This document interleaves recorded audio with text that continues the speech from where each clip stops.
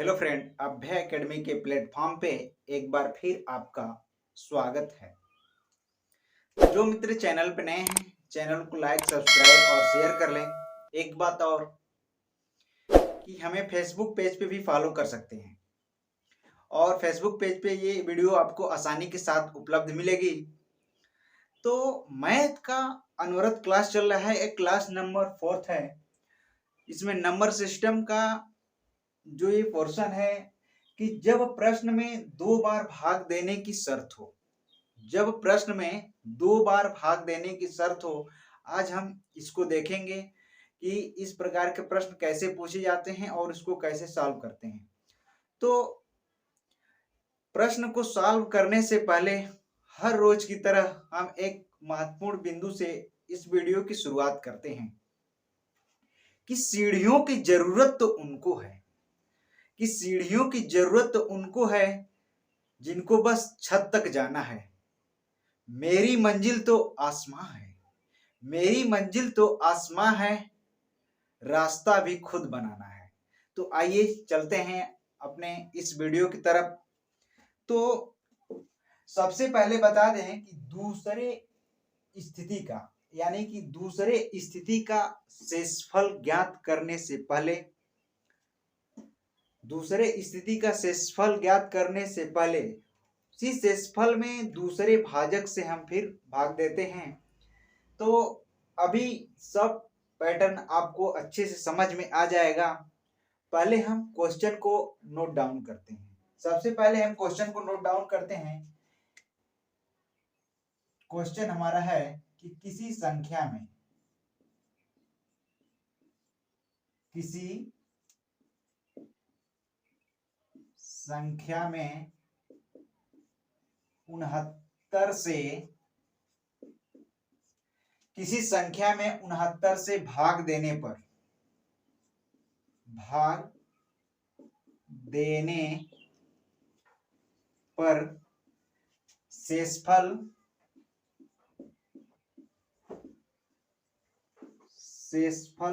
35 बचता है। किसी संख्या में 69 से भाग देने पे शेषफल 35 बचता है, तो उसी संख्या में, उसी संख्या में, उसी संख्या में 23 से भाग देने पर, 23 से भाग देने पर शेषफल कितना बचेगा, कितना बचेगा। ये हमारा क्वेश्चन हो गया कि किसी संख्या में 69 से भाग देने पर शेषफल 35 बचता है, तो उसी संख्या में 23 से भाग देने पर शेषफल कितना बचेगा। बहुत अच्छे प्रकार का ये प्रश्न है और लगभग सारी परीक्षाओं में इनसे प्रश्न बने हैं और बनते हैं। तो आइए इसको हम सॉल्व करते हैं। सबसे पहले इसका नियम जान लें कि दूसरे स्थिति का अगर शेषफल ज्ञात करना है, ये दूसरा शेषफल यहाँ पे देख सकते हैं कि शेषफल दूसरे स्थिति का, ये शेषफल पूछ रहा है कि दूसरे स्थिति का अगर शेषफल ज्ञात करना है तो शेषफल में दूसरे भाजक से हम जितना शेषफल बचता है उसमें हम दूसरे भाजक से भाग देते हैं। ये बात समझ में आ गई होगी। तो हम इसको सॉल्व करते हैं। तो किसी संख्या में, मान लीजिए हमें संख्या पता नहीं है, कोई संख्या है उसको हम यक्स मान लेते हैं, यक्स मान लेते हैं कि किसी संख्या में 69 से भाग देने पे, 69 से भाग देने पे, ठीक, 69 से भाग देने पर शेषफल कितना बचता है। जो इसमें शेषफल बचता है ये 35 बचता है, ठीक, 35 बचता है।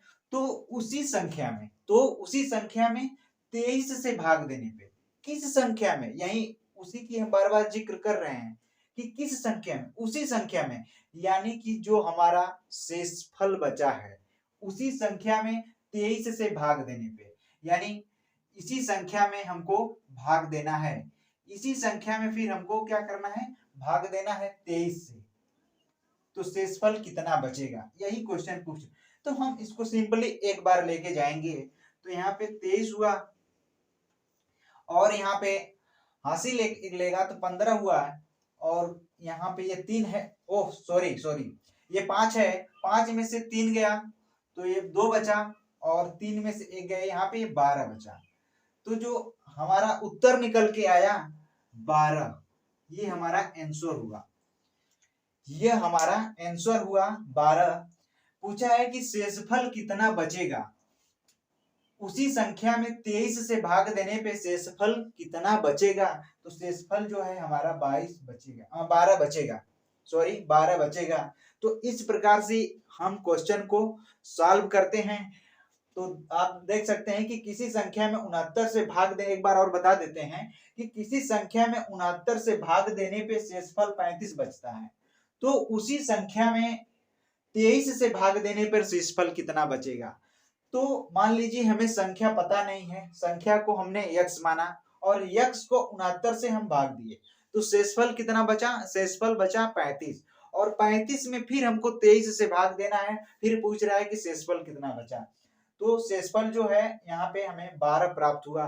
तो हम थोड़ा सा साइड हो जाते हैं, आप चाहें तो इसको नोट डाउन कर लें या स्क्रीनशॉट ले लें, तो हम थोड़ा सा साइड हो जाते हैं।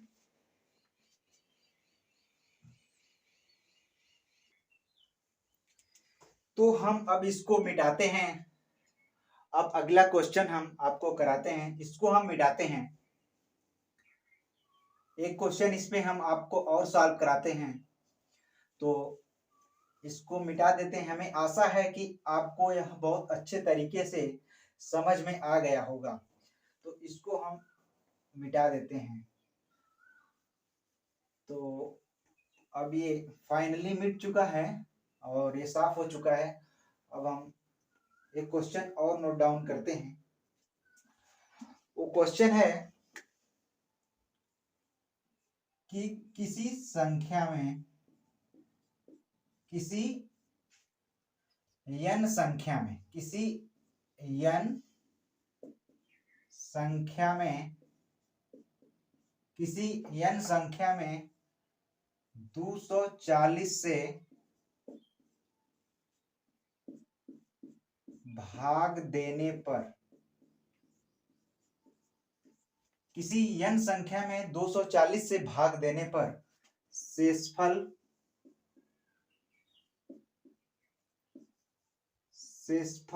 11 बचता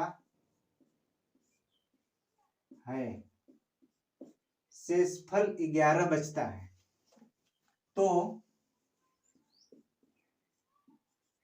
n स्क्वायर में 15 से भाग देने पर शेषफल क्या बचेगा, शेषफल क्या बचेगा। थोड़ा सा क्वेश्चन का लेवल जो है हाई कर दिए हैं, बस और कोई बात नहीं है कि थोड़ा सा क्वेश्चन का लेवल थोड़ा सा हाई कर दिए हैं। इस प्रकार से भी परीक्षाओं में प्रश्न बने हुए हैं। तो क्वेश्चन एक बार और देखते हैं कि किसी संख्या n में 240 से भाग देने पर शेषफल 11 बचता है, तो n स्क्वायर में 15 से भाग देने पर शेषफल क्या बचेगा। तो बहुत ही अच्छा क्वेश्चन है, इसको भी आइए सॉल्व करते हैं। तो इसको सॉल्व करते हैं। मान लीजिए किसी संख्या n में, मान लीजिए ये n है और इसमें हमको 240 से भाग देना है, ठीक, 240 से भाग देना है और इसमें शेषफल कितना बचता है, तो शेषफल 11 बचता है। तो n स्क्वायर में, यानी कि n स्क्वायर में 15 से भाग देने पे शेषफल क्या बचेगा। तो सारा खेल बस यहीं पे है, बस थोड़ी सी समझने वाली बात है, इस चीज को n स्क्वायर को समझने वाली बात है। तो आपको क्या करना है कि जो ये हमारा शेषफल है, ये शेषफल है, इसी में आपका शेषफल को बस स्क्वायर कर देना है। क्या कर देना है? शेषफल को बस स्क्वायर कर देना है। अगर हम शेषफल को स्क्वायर कर दे रहे हैं तो 11 गुणे 11, 11 गुणे 11 तो हमें प्राप्त हुआ कितना? 121। कितना प्राप्त हुआ? 121। अब इसी 121 में हमको भाग देना है 15 से। कितना से भाग देना है? 15 से भाग देना है। इसी 121 को हमको 15 से भाग देना है। तो 15 बटे 120, ये 8 बार इसको हम लेके जाएंगे तो 15 बटे 120 हुआ। तो जो हमें शेषफल प्राप्त हुआ वह 1 प्राप्त हुआ। जो हमारा आंसर निकल के आया वह 1 हमको आंसर मिला। तो इस प्रकार से हम जब प्रश्न में 2 बार भाग देने की शर्त हो तो ऐसे प्रश्न को हम इस तरह से सॉल्व करेंगे। तो हमें विश्वास है कि आपको यह पैटर्न अच्छे से समझ में आ गया होगा। अगर आप ऐसे ही क्वेश्चन को ढूंढ के अगर रिवाइज करेंगे तो आसानी के साथ आप इसको कर ले जाएंगे। आप इसका नोट डाउन कर लें या स्क्रीनशॉट बना लें।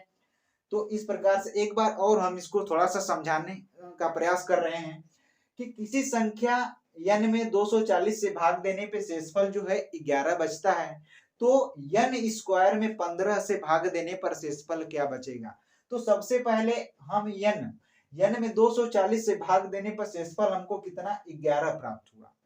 अब बोल रहा है कि तो n स्क्वायर में 15 से भाग देने पे, तो सारा खेल यहाँ पे है। तो n स्क्वायर तो हम शेषफल का स्क्वायर कर देंगे। क्या करेंगे कि शेषफल का स्क्वायर कर देंगे। तो हम यहाँ पे शेषफल का स्क्वायर की 11 गुणे 11 तो हमको प्राप्त हुआ 121। अब 121 में 15 से भाग दे दें। 15 से भाग देने पे हमें शेषफल प्राप्त हुआ है 1। इस प्रकार से हमें उत्तर निकल के आ गया है। तो आप हमें कमेंट बॉक्स में जरूर बताएं कि कैसी लगी आपको वीडियो। अगर ये वीडियो अच्छी लगी हो तभी आप लाइक, सब्सक्राइब, शेयर करेंगे। और पूरा वीडियो देखने के लिए आप लोगों का बहुत बहुत आभार और धन्यवाद।